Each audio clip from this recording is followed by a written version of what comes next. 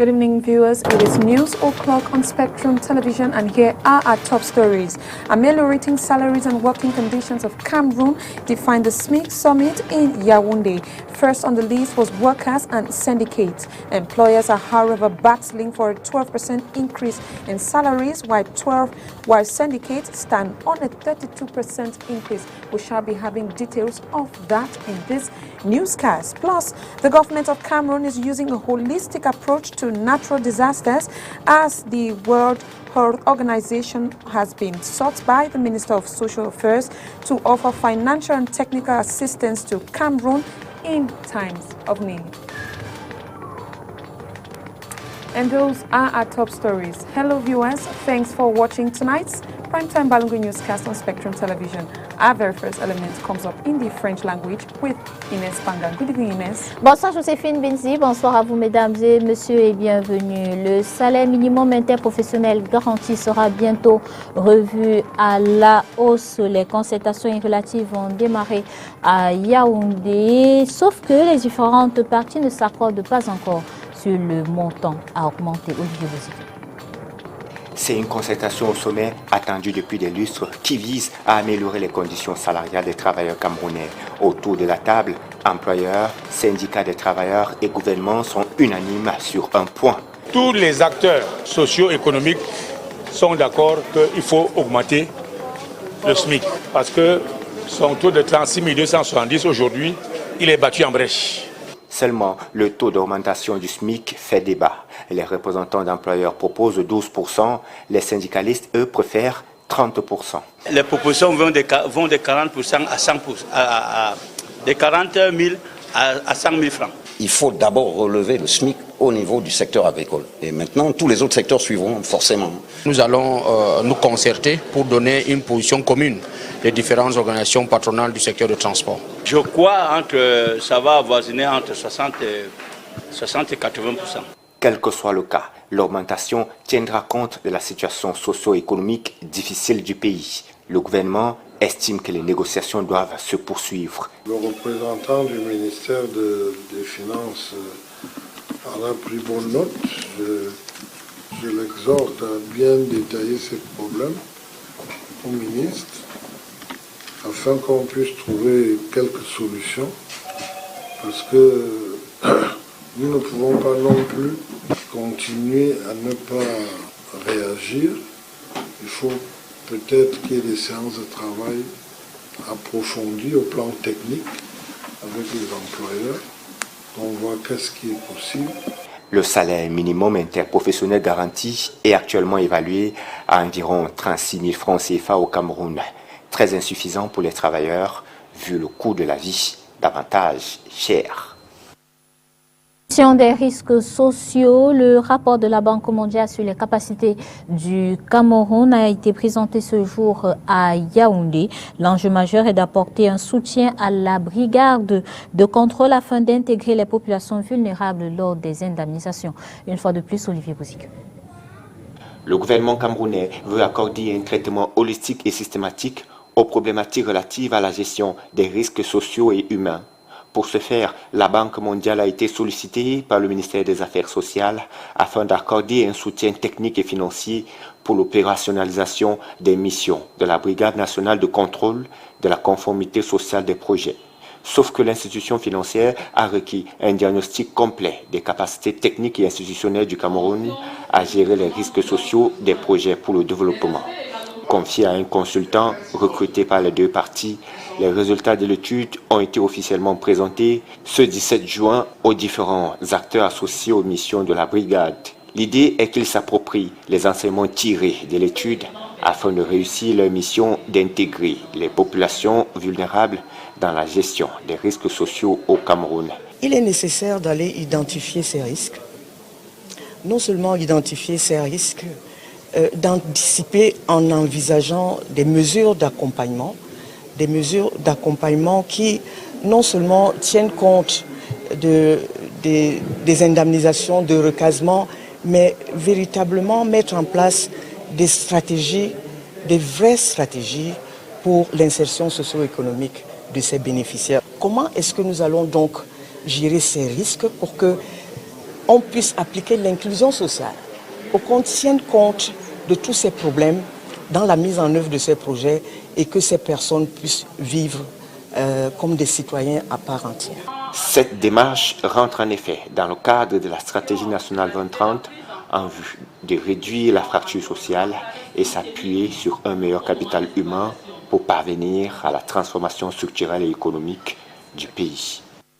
Le nouveau maire de la commune de Mora a été élu ce jour avec 23 voix contre 19. Le nouveau maire se nomme Chedima Amidou. Il est directeur des ressources humaines à la Sonara. L'honorable Cabral Libi et ses collègues députés ont effectué une tournée parlementaire le mois dernier dans le département d'Union et Kélé. Nous sommes dans la région du centre. Le président du PCRN en a profité pour tenir plusieurs meetings dans différents cantons de la localité. Reportage. Au mois de mai dernier, l'honorable Cabral Libi et ses collègues députés ont effectué une tournée parlementaire dans le département d'Union et Kélé, région du centre. De leur arrivée, ils ont été chaleureusement accueillis par les populations.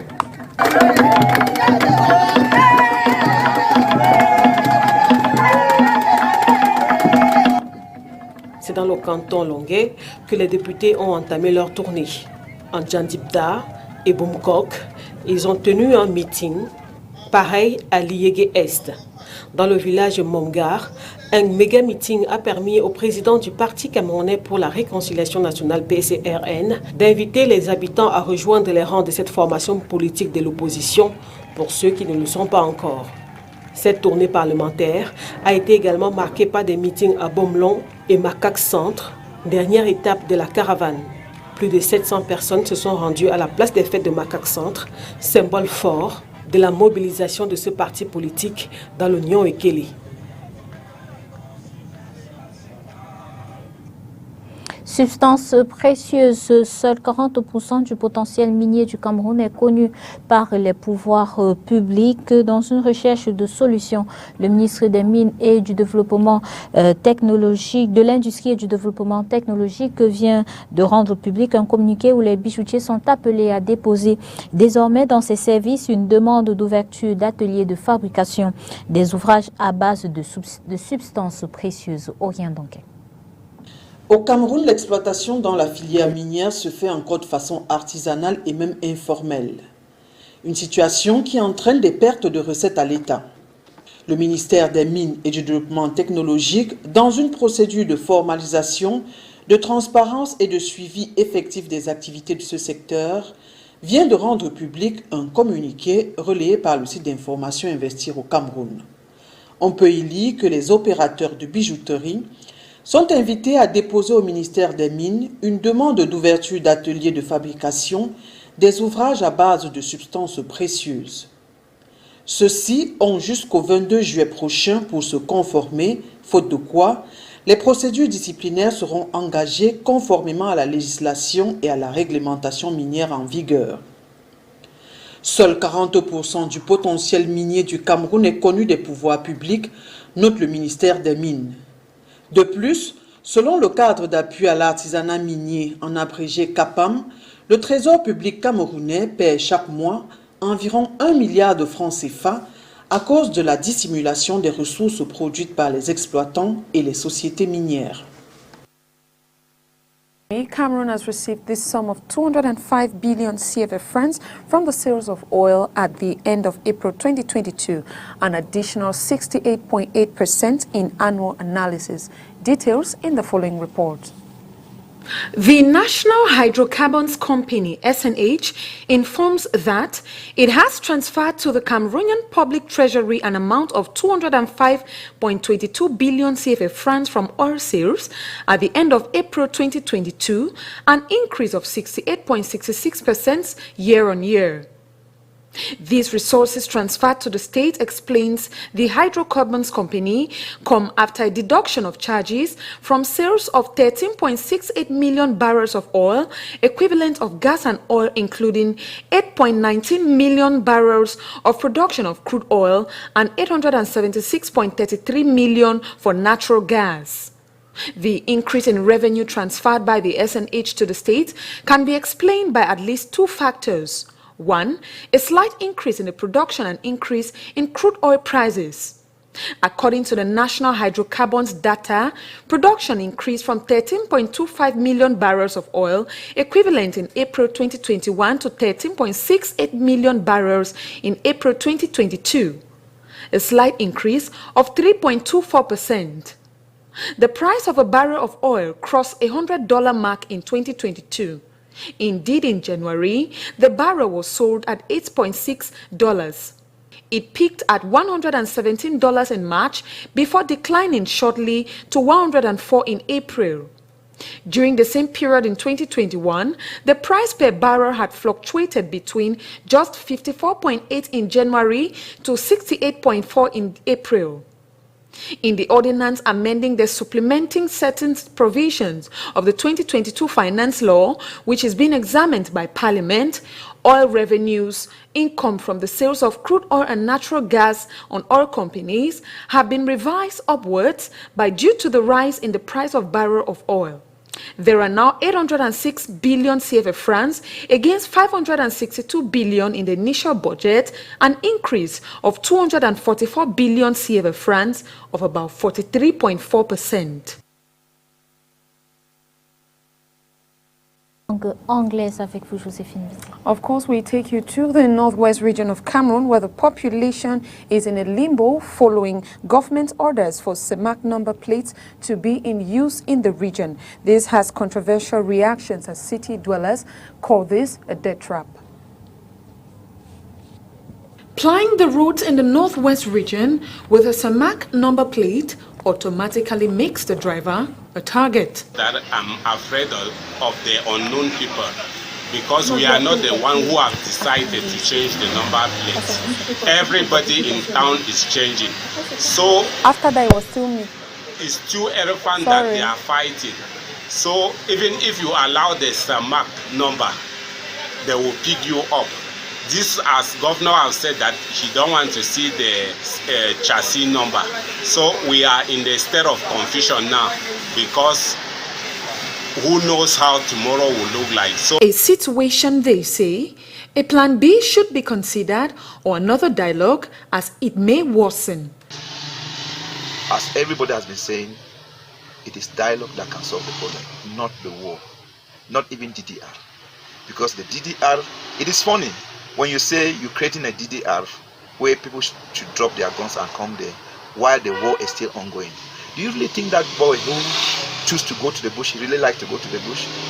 It is until when he consents you that their house is burnt, their father is killed, the only source of income or business you are doing will have been destroyed. The next thing that comes to you is frustration. Many of them who are in the bush, they are there because of frustration.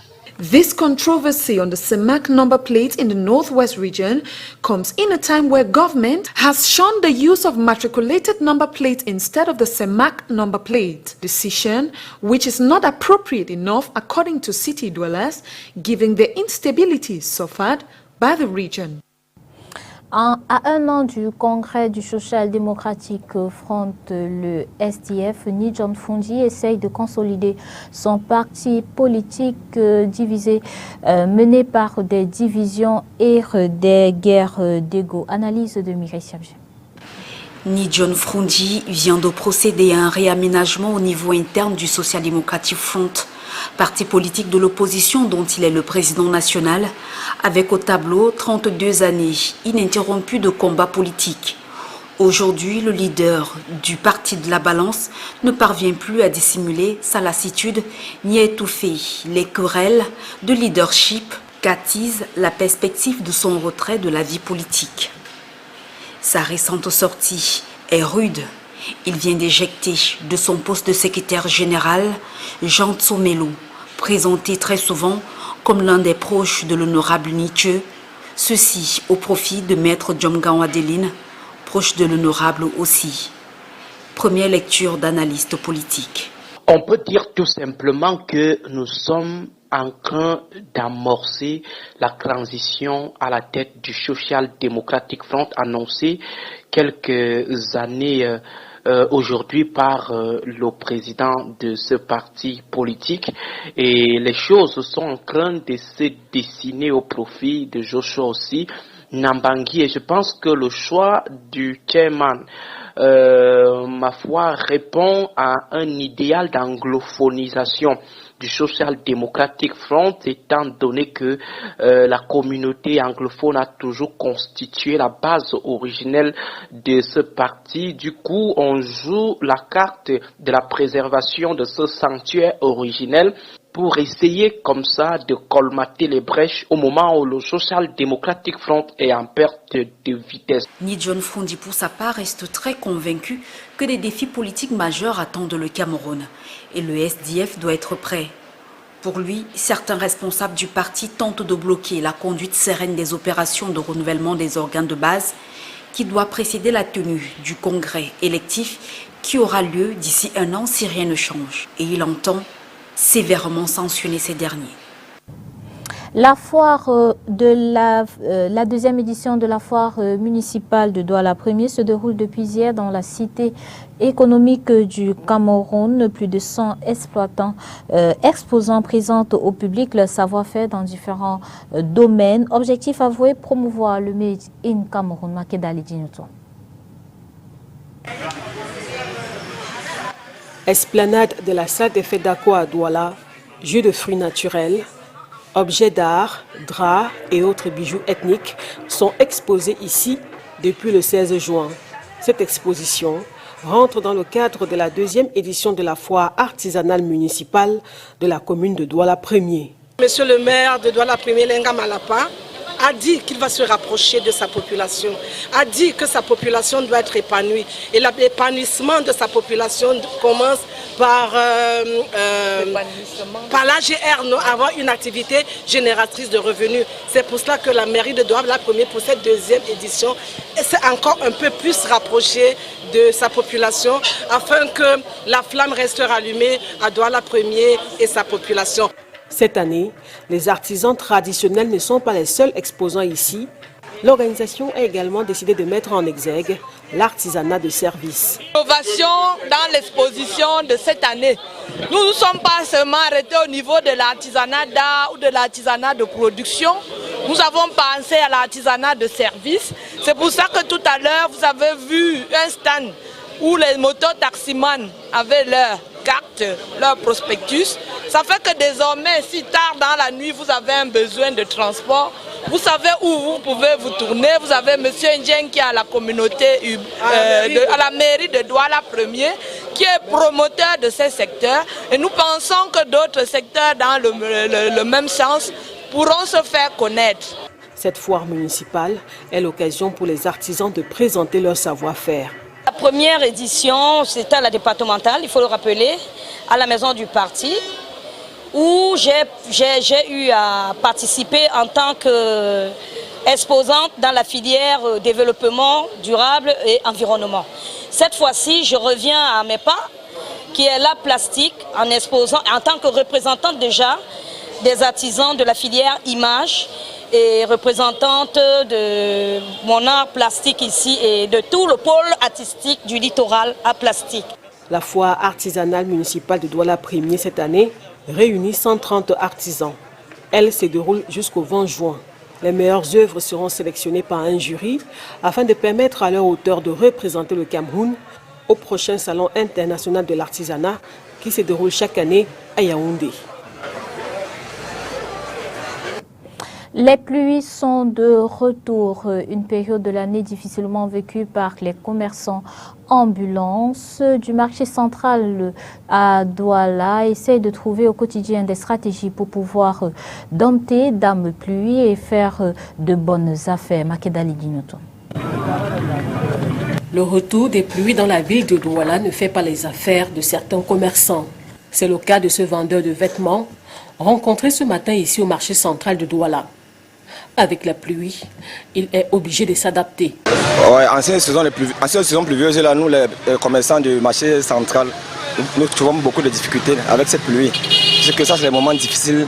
Quand la pluie commence à tomber comme ça, c'est le moment où tellement nous souffrons. Nous souffrons tellement avec le marché.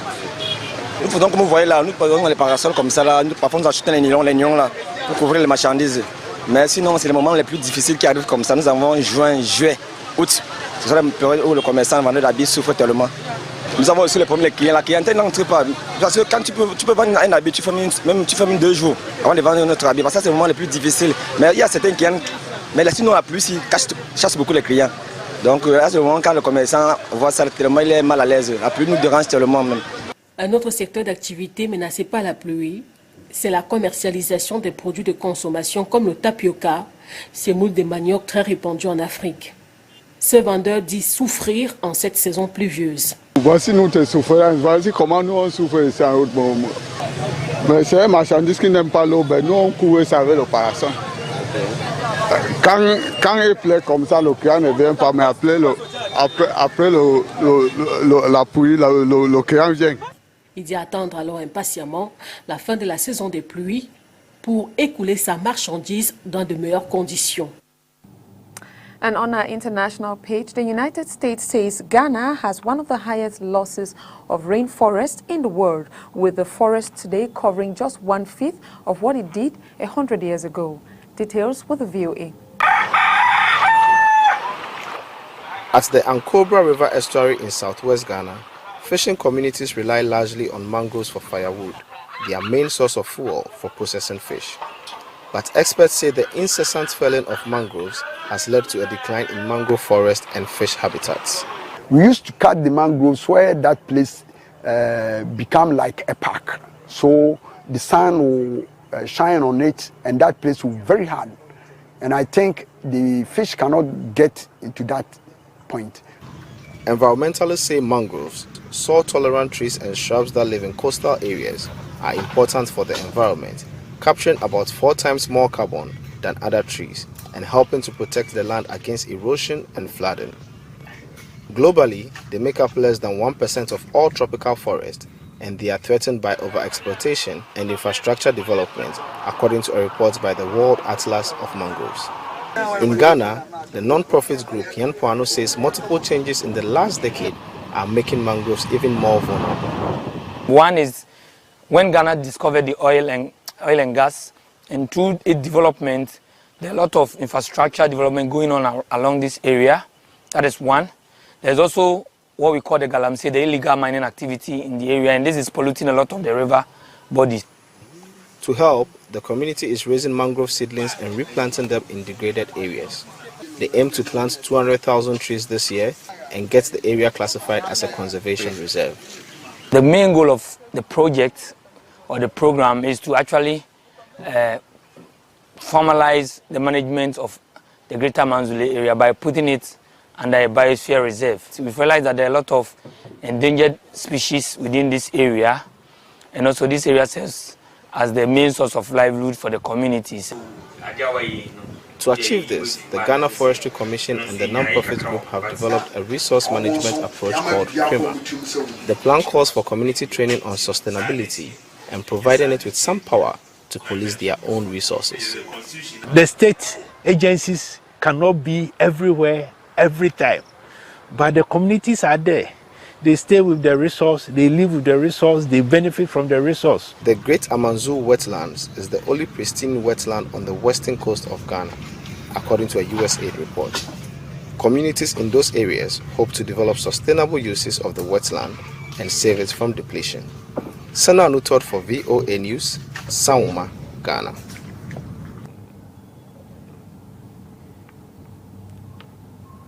And it is with that VOA report that we draw the curtains for tonight's newscast. Thanks for watching. Good night and happy weekend. Good night to you, Inès. Bonsoir Joséphine Vinzi. Bonsoir à vous, mesdames et messieurs. Merci d'avoir été des nôtres. Bon week-end.